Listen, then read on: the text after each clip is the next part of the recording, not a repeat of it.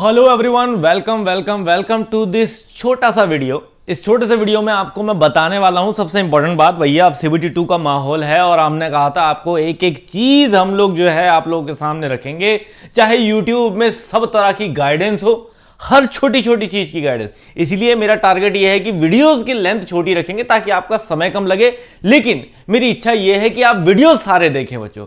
जितने भी हम एग्जाम्स को लेके गाइडेंस वीडियो और एनालिसिस वीडियो बना रहे हैं वो सारे देखें, क्योंकि याद रखिए हमारे 15 साल से पढ़ाने का सिर्फ और सिर्फ फायदा आप यही उठा सकते हैं। देखिए कंसेप्ट तो वही का वही रहने वाला है, कंसेप्ट ये पढ़ाने की चीजों में चेंजेस नहीं आने वाले, उनमें बस फर्क पड़ेगा। हमारे एक्सपीरियंस का जो फर्क पड़ेगा वो पड़ेगा या तो एमसीक्यूज में, कि जब हम एमसीक्यू करवा रहे हैं तो उसकी क्वालिटी या क्वेश्चन के सिलेक्शन का बड़ा अंतर है, क्योंकि हमने अपना एक्सपीरियंस होगा है। ऐसे ही सेम जितने एनालिसिस वाले वीडियो में लेता हूं या जमाल सर लेते हैं या कोई भी लेता है हमारी टीम में से, याद रखिए उसके पीछे उसका एक्सपीरियंस है।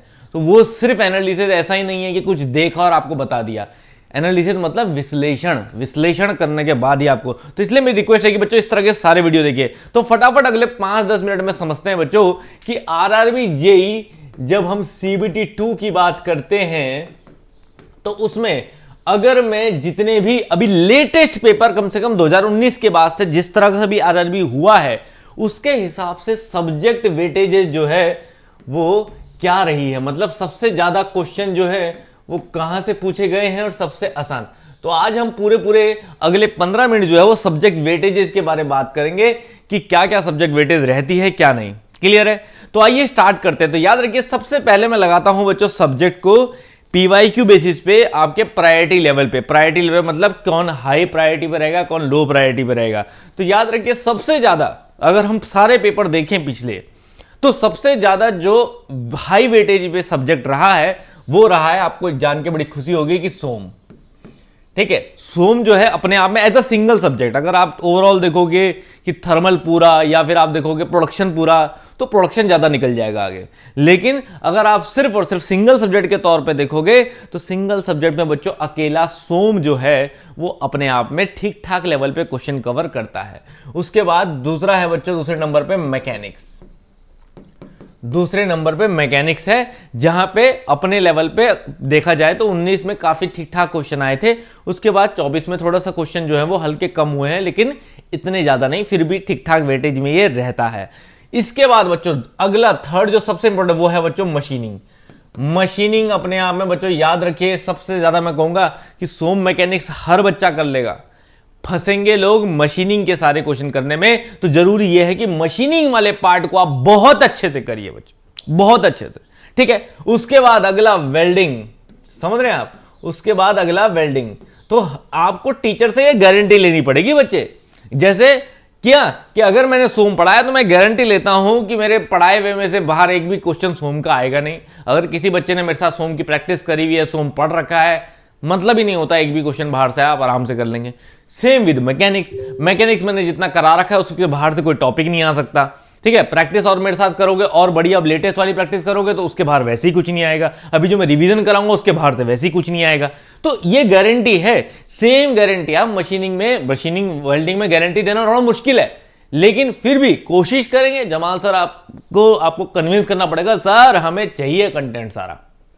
फिर देखो रिवीजन में वो सब कुछ आपको दें जिसमें से मशीनिंग वेल्डिंग का सारा क्वेश्चन बन जाए। और अगर मेक इट इजी के स्टूडेंट का ये वाला क्वेश्चन कवर हो गए ना सारे, मैं बता रहा हूं आपको सिलेक्शन से कोई नहीं रोक पाएगा। नहीं तो कम से कम हाई परसेंटेज ऑफ बच्चा जो है वो मेक इट इजी का होगा, और ये होना चाहिए बच्चों इस बार। ठीक है, यही टारगेट लेके चलना है। उसके बाद बच्चों सबके आपका फेवरेट इंडस्ट्रियल मैनेजमेंट, जो कि मैं फिर कहता हूं कि जितना पढ़ाया उससे बाहर नहीं आएगा, जितना पढ़ाऊंगा उससे बाहर नहीं आएगा, साथ साथ चलेंगे। अगला बच्चों यहां से टफ काम शुरू होता है, वो है मेट्रोलॉजी, जिसकी वेटेज अपने आप में ठीक ठाक है। तो ये समझ लीजिए खासकर, चलो इसको मैं यहां रखता हूं जरा एक सेकेंड। इसका एक वजह है कि पहले टॉप 5 सब्जेक्ट्स जो है वो मैं यहां पे रखता हूं। क्यों रखता हूं? क्योंकि ये है मेरे सबसे हाई वेटेज सब्जेक्ट। ठीक है ना, याद रखिए जब इनकी बात होगी तो ये आएंगे सबसे ज्यादा हाई वेटेज में। These are called high weightage subject. तो जब आप कभी भी रिवीजन करें या प्रैक्टिस करें या सिलेबस कंप्लीट करें तो याद रखिए जो आपको सबसे हाई वेटेज में रखने अपने टॉप 5 सब्जेक्ट्स वो ये रहेंगे। इन टॉप 5 सब्जेक्ट्स को आप करते हो तो सबसे ज्यादा हाई परसेंटेज रहेगा आपके सिलेक्शन के चांसेस का। मतलब आपको सबसे पहले मैं कहूंगा यह सुनिश्चित करना है कि इन 5 सब्जेक्ट से मेरे से कुछ ना छूटे। क्लियर है? सेकंड प्रायोरिटी शुरू होती है बच्चों आपकी, जहां पर हम कहते हैं metrology. Metrology that is the second priority, metrology. उसके बाद मटेरियल साइंस, मटेरियल साइंस। उसके बाद that is your grinding and finishing वाला पार्ट। अब देखो यहां पे जनरली क्या होता है कि हम किसी पेपर में थोड़ा थोड़ा डिफरेंस भी होता है, अभी वो भी बारे में बात करूंगा मैं कि क्या अलग अलग हो सकती है कि चांसेस। अभी प्रोबेबिलिटी ऑफ अकरेंस भी बात करेंगे कि कुछ और भी हो सकता है क्या, ठीक है ना। तो यहां पे आपका फ्लूइड मैकेनिक्स। उसके बाद आपका the second priority thermal engineering, thermal engineering. अब इस थर्मल इंजीनियरिंग में वो पूरा पार्ट है जो थर्मल इंजीनियरिंग का है। क्लियर है? इसके बाद बच्चों ये थर्मल इंजीनियरिंग में समझ लीजिए आपका वो आ गया, आपका आईसी भी आ गया और बेसिक भी आ गया। बेसिक थर्मल, बीटीडी, रेनकाइन, रेनकाइन क्योंकि एचडी का पार्ट है ना, और आपका आईसी, ये मिलके बनता है थर्मल इंजीनियरिंग हमारा। इसके बाद ये है बच्चों आपका जो मैंने बताया, this is your second priority, this will is your second priority. ठीक है? अच्छा, एक सेकंड प्रायोरिटी में मैं एक सब्जेक्ट और ऐड करना चाहूंगा, ठीक है। थर्मल इंजीनियरिंग से पहले छूट गया लिखना, वो थर्मल इंजीनियरिंग से पहले एक चीज और लिखिए क्योंकि एक बड़ा इंपॉर्टेंट सब्जेक्ट है जो छूट गया है यहाँ पे, उसको इससे पहले लिखिएगा, थर्मल से पहले, which is called fluid mechanics, which is called fluid mechanics. क्योंकि नॉट एचएम बच्चों, एचएम नहीं है, fluid mechanics which is also in the, क्योंकि वो उतना ही इंपॉर्टेंट है जितना ये ग्राइंडिंग फिनिशिंग है। इसके बाद आप डालिए थर्मल इंजीनियरिंग, थर्मल इंजीनियरिंग। अब ये थर्मल इंजीनियरिंग में जो मैंने बताया आपको, बीटीडी, रेनकाइन और आईसी, ठीक है। दिस इज योर, जो हमने बोला, this is your second priority list, ठीक है ना। That is your medium weightage, medium weightage, ठीक है। ये आपकी सेकंड प्रायोरिटी लिस्ट होगी, जिसका अगेन जो है वो नंबर वही है, दैट इज अगले टॉप 5 सब्जेक्ट, 1 2 3 4 5 6 7 8 9 10। क्लियर है? तो ये टॉप 10 का समझ में आ गया आपको प्रायोरिटीज कैसी है। अब इसके बाद बच्चों लास्ट आता है आपका, जो आपका क्वेश्चंस के हिसाब से तो लीस्ट प्रायोरिटी में जाता है, लेकिन एक कंडीशन मैं आपको बता दूं, क्वेश्चन के हिसाब से क्या है, 11 12 13, ठीक है। जनरली हम लोग 14 कहते हैं यहाँ पे सब्जेक्ट में, हमेशा 14 सब्जेक्ट बोलता हूँ क्योंकि मैं आईसी इंजन को अलग सब्जेक्ट गिनता हूँ, क्योंकि अलग है वैसे एक्चुअली में, बट यहाँ पे प्रायोरिटीज के हिसाब से मैं इधर रख रहा हूँ, नहीं तो वो अलग है वैसे। तो यहाँ पे बच्चों 11 12 13 सब्जेक्ट्स कौन से हैं, तो याद रखिए। इसके बाद अगर हम प्रायोरिटीज लगाएं तो आपका आता है हाइड्रोलिक मशीन्स, हाइड्रोलिक मशीन्स जिसमें पंप वाला पार्ट है आपका, ठीक है ना। उसके बाद heat and mass transfer, HMT, heat and mass transfer, and the last one is your RAC। ये पोर्शन है। अब इसमें देखिए, अब पढ़ेंगे थोड़ा सा इस बारे में जानेंगे। ये है आपकी third priority, that is called low weightage. अब ऐसा कभी हुआ नहीं है कि RRB जो है बिल्कुल सेम का सेम पैटर्न हर बार फॉलो करा हो। ये तो मैंने आपको एक ओवरऑल रिजल्ट बता दिया, ठीक है ना। ये तो मैंने आपको एक ओवरऑल रिजल्ट बता दिया, लेकिन ऐसा नहीं हुआ है बच्चों कि बिल्कुल RRB ने कोई छिड़खानी करी ना हो। अब देखो, अब ऐसे कौन से सब्जेक्ट हैं जो कभी भी हाई वेटेज में जा सकते हैं, तो याद रखिए ये तो मैंने कहा, देखो इसी बेसिस पे आपको चलना है। जब भी आप प्रिपरेशन करेंगे, जब भी आप प्रैक्टिस करेंगे, फर्स्ट इंश्योर कि आपका फर्स्ट पार्ट क्लियर हो। फर्स्ट आपको ये इंश्योर करना है कि ये आपका सबसे स्ट्रांग हो। सेकंड आपको ये इंश्योर करना है कि ये सेकंड नंबर पे स्ट्रांग हो, और फिर उसके बाद थर्ड ये इंश्योर करना है कि ये थर्ड नंबर पे स्ट्रांग हो। लेकिन मैं आपको एक और गजब की चीज बता दूं कि जब कभी ऐसा हो, आपको देखो हर चीज मैथमेटिक्स प्रोबेबिलिटी है, ठीक है। जब आपको ऐसा हो कि यार कभी पेपर कुछ अलग आ गया, तो क्या ये ट्रेंड फॉलो करेगा नहीं करेगा, तो ऐसे केस में बच्चों याद रखिए कौन से ऐसे सब्जेक्ट है जो दीवार फाड़ के अलग हो सकते हैं, कुछ अलग परफॉर्म करके चले जाए, जैसे कि फ्लूइड मैकेनिक्स कभी भी ज्यादा आ सकता है बच्चों।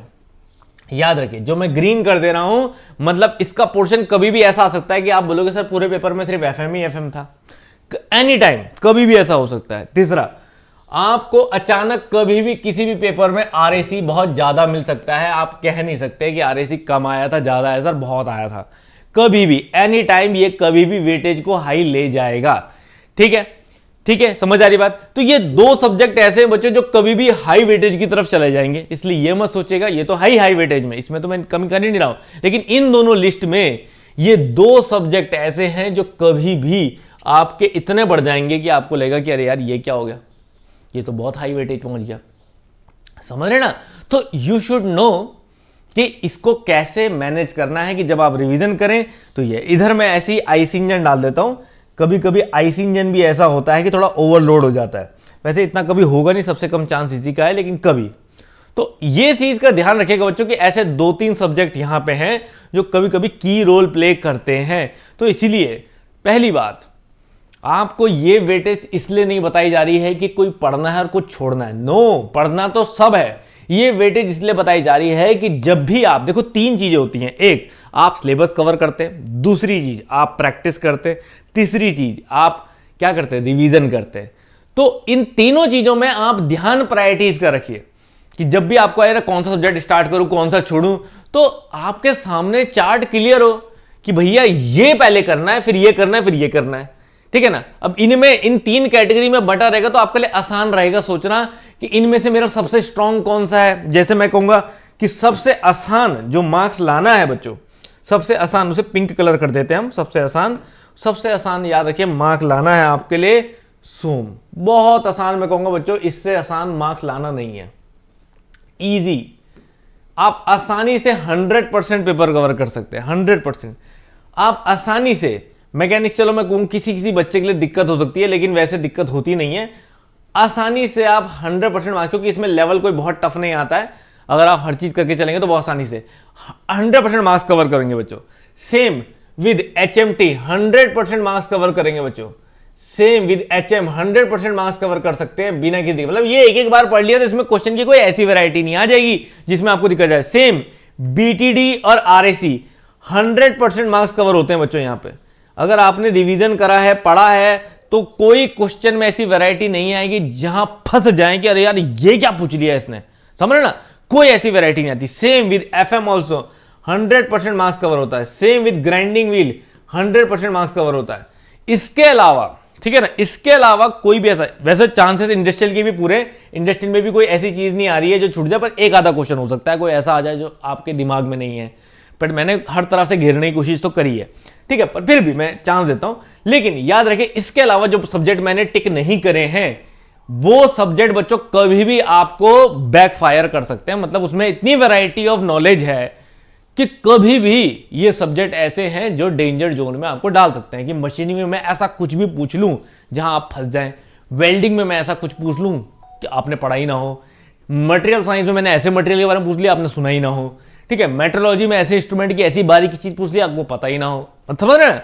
तो देयर इज अ चांस कि ये 1, 2, 3, 4 सब्जेक्ट ऐसे, देखो बाकी है ही नहीं।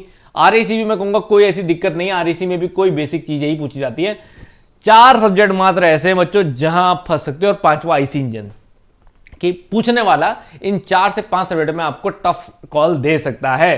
तो अगर मैं कहूंगा कि जिसमें मल्टीपल प्रैक्टिस की जरूरत है वो ये 5 सब्जेक्ट है बच्चों। मल्टीपल प्रैक्टिस की जरूरत है वो है आपका, जो मैं कहूंगा कि अच्छी प्रैक्टिस जिसको चाहिए, बहुत अच्छी प्रैक्टिस, वो इन 5 सब्जेक्ट पे फोकस करके चलेगा तो उसे अच्छी प्रैक्टिस मिलेगी। Machining, more practice, practice maximum जितनी कर सकते हैं करें। वेल्डिंग, प्रैक्टिस मैक्सिमम जितनी कर सकते हैं करें, ठीक है। देखो अच्छा खासा विश्लेषण दे रहा हूं आपको, जितनी प्रैक्टिस कर सकते हैं इन दोनों सब्जेक्ट में करें। सेम विद मटेरियल साइंस, जितनी प्रैक्टिस कर सकते हैं, देखो सब जमाल सर के हैं, ये जमाल सर की जिम्मेदारी इसलिए बहुत ज्यादा है, इसीलिए सबसे जबरदस्त टीचर आपके साथ रखें जो उनको मानता है कि उनसे जबरदस्त टीचर अदर प्लेटफॉर्म्स में हैं। तो भैया ठीक है, गलती कर सकते हैं आप, करें, ठीक है ना, ये दो। लेकिन जिन्होंने इंडस्ट्रियल बिल्कुल नहीं पढ़ा है उनको मैं कहूंगा इंडस्ट्रियल पढ़ लें।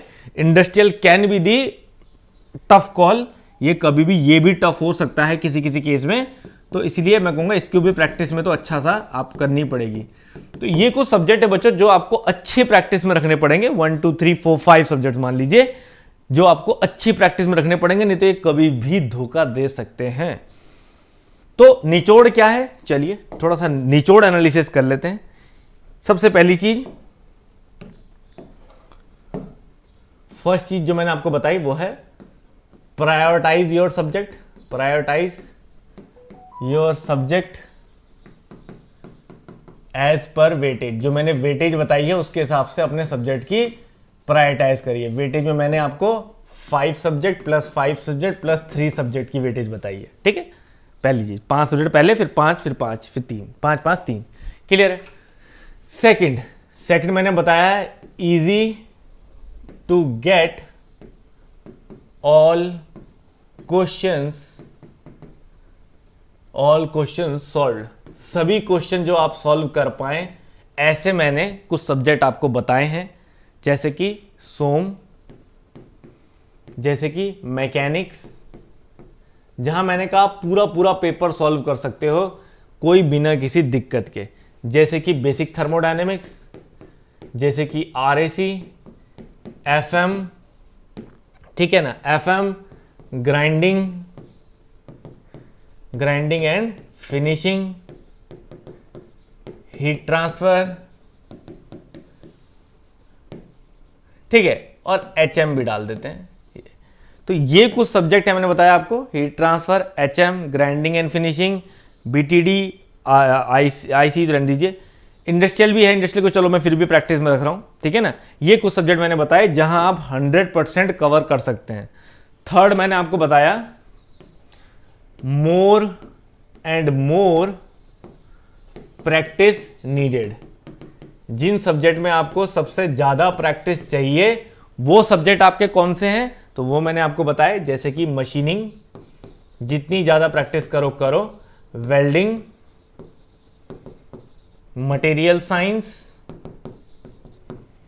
आपका that is metrology and industrial, ठीक है ना। ये कुछ सब्जेक्ट मैंने आपको बताए, और आईसी भी बोल सकते, चलो ठीक है, इतना ठीक है।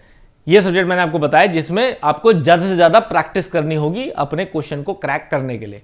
इनके लिए आपको बेसिक रिवीजन करिए, बेसिक प्रैक्टिस करिए, आपका 100% क्वेश्चन लग जाएगा। लेकिन इनमें आपको जो है वो थोड़ा सा ज्यादा मेहनत की जरूरत है। इसमें एफएम भी था हमारा, जब लिख दिया, ठीक है ना। तो ये 3 चीजें मैंने बताई बच्चों आपको। अब यहां पे एक चीज और, एक एनालिसिस मेरे दिमाग में और है जिसको मैं अभी कर रहा हूं, मेरा आधा हुआ है, आधा और करना है। वो ये है कि मैं आपको कुछ ऐसे टॉपिक बताऊं जो सबसे ज्यादा रेलवे पूछता है।